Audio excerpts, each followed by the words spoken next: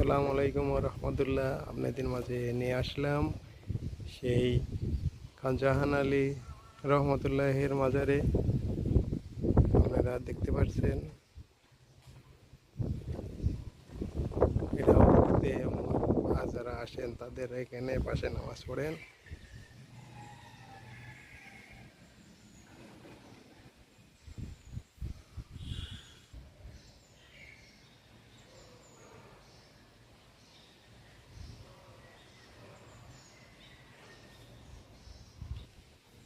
সেই গেট এটা দিয়ে সেই আপনাদের দেখি সেখানে ছিল কুমির দুটা।